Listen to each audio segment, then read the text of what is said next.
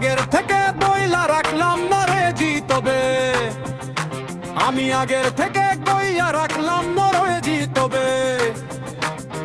Neymar মামা নাই মামা খাইলো একখান হলুদ কার্তা, ব্রাজিলের সাপোর্টাররা জার্সি খুলে প্রসেশন। নেইমার যখন মাঠে নেমে খাইলো হলুদ কার্ড, আমার কয়জন কাছের মানুষ জার্সি খুলে প্রসেশন।